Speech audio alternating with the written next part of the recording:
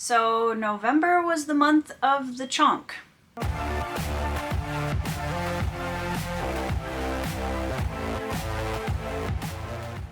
Hey friends, welcome back to my channel. It's the end of November. I'm kind of getting into the mood of looking at my end of the year videos and all of the books that I've read throughout the year of 2023, and man, it has been a year, you guys. There have been so many amazing books that I've read this year. I've definitely had some disappointments, and I'm going to talk about those too. But overall, it's just been such a great year, and I feel like I've learned so much through all of the books I read this year, regardless of what kind of an experience I had with them. But I set myself a pretty lofty goal this month. I wanted to finish The Last War by Mike Shackle. I wanted to finish The Green Bone Saga by Fonda Lee. And I also had a buddy read in there, and I also wanted to have a couple of mood reads. And of course, the first book I decided to mood read in the month of November was also a chonk. So I just continued to make the month harder and harder for myself, and when I look at the stack of books that I got through this month, I honestly don't really know how that happened. This was also launch month for my book, The Bloodstones. It was incredible. The month has been amazing. We just wrapped up launch week. It was incredible. We had some really fun live streams. You can definitely go check those out. I talked with my best friend and illustrator, and she shared a bunch of the art along the way. During the process of the book, I talked to Crystal Matar, who was one of my alpha readers, and we talked about characters and did a deep dive. I talked to my friend Andrew Meredith, who is my audiobook narrator for the story, and we had a launch stream party to kick it off on Tuesday. It was a great week. The support for the book has been incredible, and I'm just really thankful for that. So for everybody who was involved this week in the launch process and just supporting me and supporting the book, thank you. If you're interested in more information about the book, you can go watch my little explanation video up here where I talk about what this book is and how it started. And you can also go down in the description box below to check out the links to go buy yourself a copy if you want to read it. Let's get into the Chonk Fest. I started November off. I desperately needed a mood read, and I wanted something that I knew was going to have that kind of going back home feel. And so I picked up The Blue Flames, Book 3 in the Riverfall Chronicles by Jacqueline Hagan.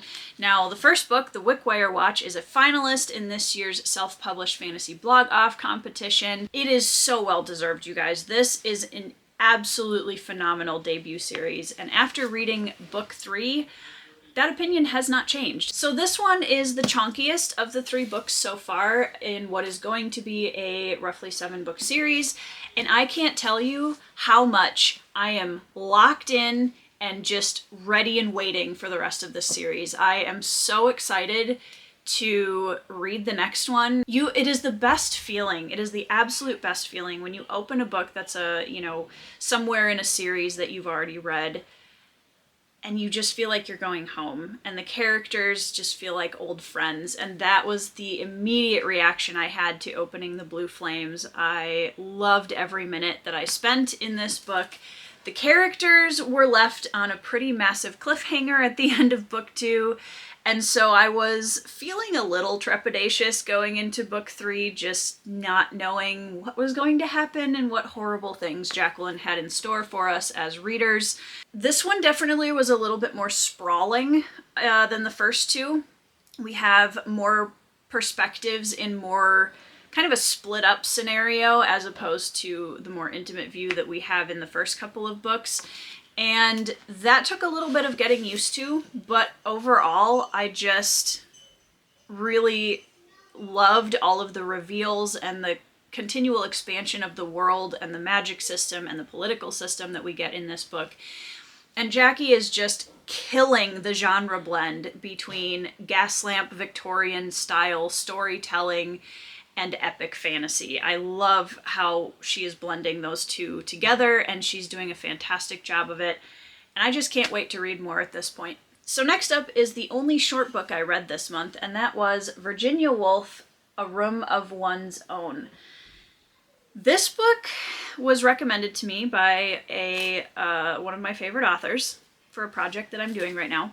This is written in kind of an essay form, and Virginia Woolf was writing in the 1920s in a time when women were not really allowed in the same academic and creative spaces as men were to the same extent. And she was talking about our role as women in society and our role as women in creativity and how important it is for that role to be honored and elevated. All of which I agreed with. She definitely went in a couple directions in here that I didn't necessarily agree with, which is fine. And it was important for me to continually remind myself that her time period and the time period that I live in terms of the creative space and women, is different. And, you know, I have a lot of opportunities in that space that Virginia Woolf would not have had, which I am incredibly grateful for. So it was really interesting. It was such a jarring switch up from reading all of the really chonky epic fantasy that I was reading. I'm not gonna lie. It took me a bit to get my brain to really engage with the writing style, and just, I haven't read essays in ages. So it was good. It kind of brought me back to my more academic reading years back in college, and I tried to be really thoughtful and think through everything she was saying, trying not to rush myself at all. And as you can see, I had a lot of things that I made note of, and I actually did do a bit of scribbling in the margins of this book, which was fun. It's been a while since I've done something like that. So all in all, this was a really, I'm really glad that I read this, and I had a lot of thoughts about it, and I enjoyed the kind of journey of thought that it brought me on. Next up was the first trilogy that I wanted to finish this month, and that was Mike Shackle's The Last War, in the third book, Until the Last, which again, as you can see, is a doorstop. And Mike Shackle was actually generous enough to send me a copy of the book that he not only signed, but he also drew a beautiful, just character art picture in the beginning of the book for me, which was really cool. Yas is one of my favorite characters in the series, and I told him that, and he drew her in the book for me, which was really, really cool. And also, I think it's incredibly cool that when authors are also artistically talented in other directions. So yeah, huge thank you to Mike for that. I did do my review for The Last War, which you can watch up here. This trilogy, it has such a classic edge to it, despite it being incredibly modern, grimdark brutality.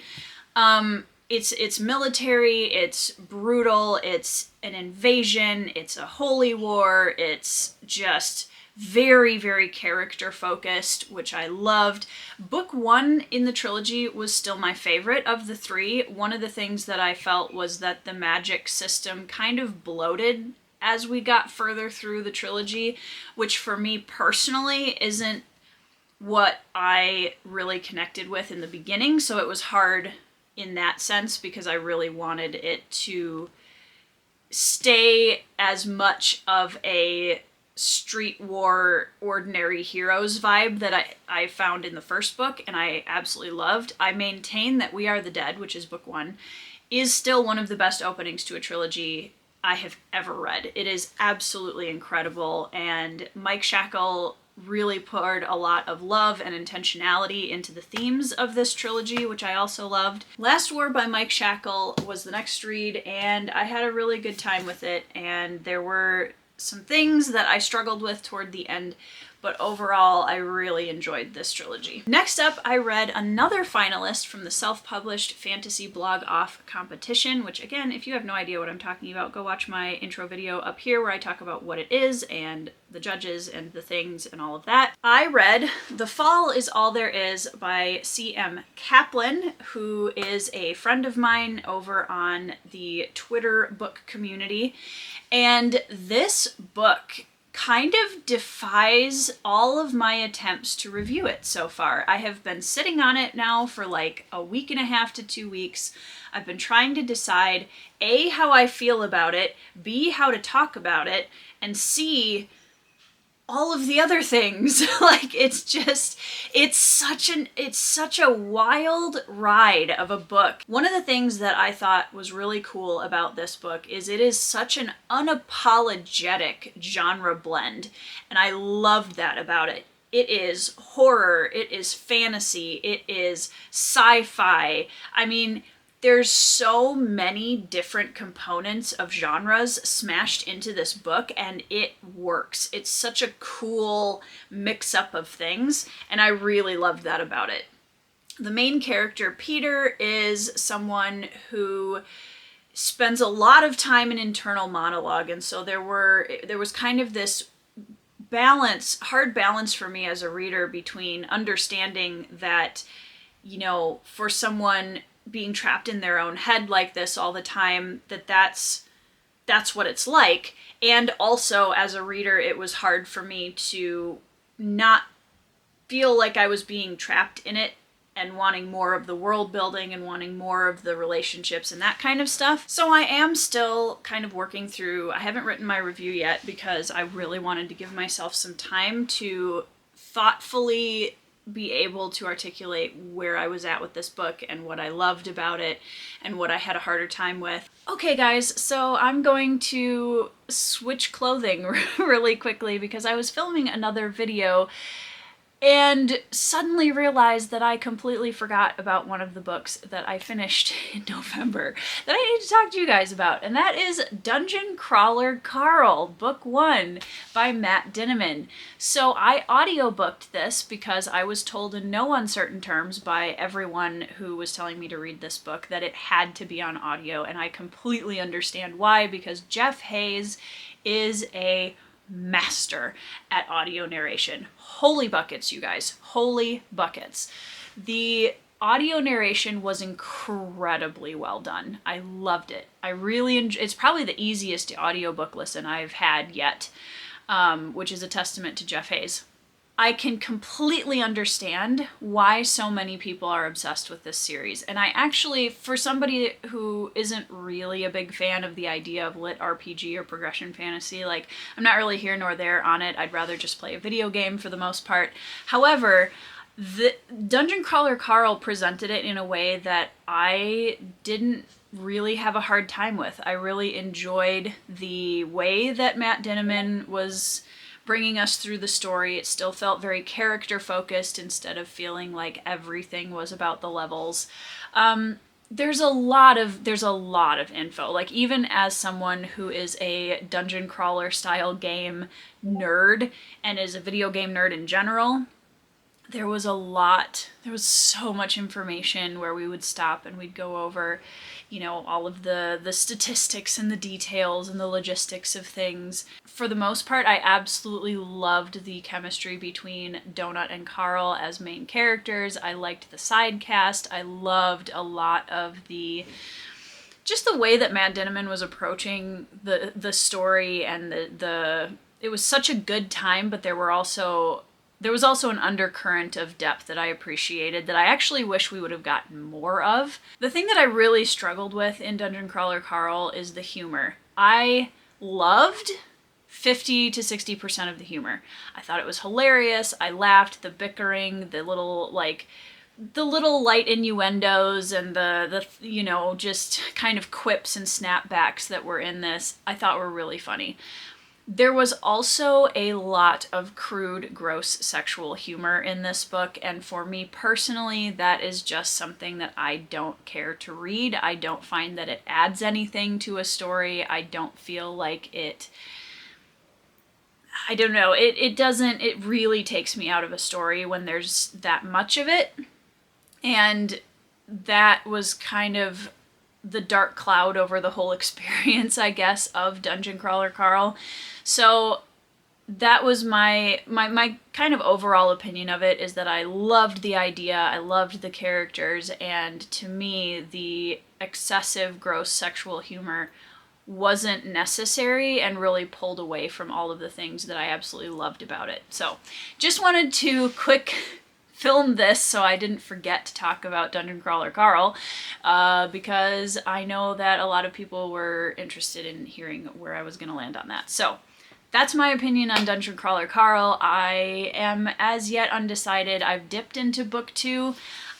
I don't know. We'll see. It's gonna depend on my mood and whether or not I am willing, kind of in the right headspace for it, I guess, if I'm going to continue or not. Next up, I read Shadow of the Gods by John Gwynne, which is book 1 in his Bloodsworn trilogy. I think it's going to be a trilogy. And I buddy read this with Andrew's Wizardly Reads and Murphy Napier. And we had a really interesting time talking about this book, and I'm not going to say anything about Andrew or Murphy's experience with it, because that's for them to talk about, but definitely check their channels for more info on that. The first thing I'm going to say is that I absolutely adored the magic system in this book. I love the world building, I love the magic system, and John Gwynne is still such an incredibly accessible, good author when it comes to books like this. He really leans into the Norse influence here, and I appreciated that. It's been a long time since I've read something with kind of a Norse influence, and I loved it. It took a lot of the things that I loved about Faithful and the Fallen and kept those while dropping some of the things I didn't love about Faithful and the Fallen. So for example, where Faithful and the Fallen starts with a ton of POVs right away in book 1, this book we stay in 3 POVs the entire time. There isn't the presence of a chosen one trope the way that there is in Faithful and the Fallen. So again, there were things that I really appreciated about this book. The thing that I found difficult about it was, at the end of the book, I couldn't have told you that I loved any of the 3 POVs. I liked them all, and I found them all interesting, but I didn't have the same connection with any of them that I usually look for when I'm reading. There was, I think if I had to pick, if you read the book, I think Varg was probably my favorite of the 3, which honestly surprised me. There was a character named Orca in here that I liked a lot of aspects of, but one of the things that I am really picky about in fantasy is the strong female warrior characters who are very one-dimensional, and I felt like there was just, the only thing I really got from her throughout most of the book was I'm angry and vengeance, and that was it. And I really would have liked, especially in the beginning, something a little bit more from her, but I know that she's a huge favorite for a lot of people, so again, that could be me as a reader, not necessarily the character. So I would love to know down in the comments, if you've read this book, which of the 3 characters you liked the best, because I would love to hear some other people's opinions about it. Last but not least, Jade Legacy by Fonda Lee. So my vlog for this book will be coming out very shortly. I am currently editing it. I really liked Jade City. I think I could say safely that I loved it. Jade War took a massive nosedive for me. I felt like I was reading a textbook on, politics and economy for a lot of the book, which I realize Fonda Lee is just so incredibly smart about all of that it's so far beyond me that I was really struggling to keep everything straight and make sure that I had a clue what was being said and why it was important and all of that stuff. And I lost a lot of the intimate family dynamics that I loved so much in Jade City. Fonda Lee does something that I really love in this series, and that is giving us the saga of a single life or a single family over a lifetime of choices and experiences. And man, the ending to this book, you guys, if you want to see me cry, go watch the vlog. I'm not going to say much more about it than that, because I do want to do a video talking about kind of my review and why you should read this book. And there's a couple of themes in here that I might do a deep dive on as well, because I think that they are some of my favorite things to read in the fantasy genre. And I gotta say too, urban fantasy, real epic urban fantasy, does not get better than this. I mean, she wove the magic system into this world and these characters so incredibly well. and I'm still just thinking about it. This is a book I'll be thinking about for a long time. So anyways, that was my November. I want to know what your favorite book that you read in November was. Throw it down in the comments below. I want to know what you read that you absolutely loved this month. If you didn't love anything you read, I'm really sorry. Tell me about it. I want to know down in the comments. I think I am going to start doing a book of the month kind of thing just because, and I think I am going to give it to Jade Legacy this month. I think Jade Legacy was definitely a book that I was surprised by, and I will be just sitting in that post-read catharsis mode for a while after this. So I think I can safely give Jade Legacy my book of the month title. Let me know what yours is down in the comments below. And I hope you guys are all having a fantastic week. Welcome to December. I hope that it treats you well. I hope that you are reading 5-star reads, and I will see you in the next video. Sorry, I just hope we didn't spoil that. No, that's okay. Say hello to the people, Pips. Hi.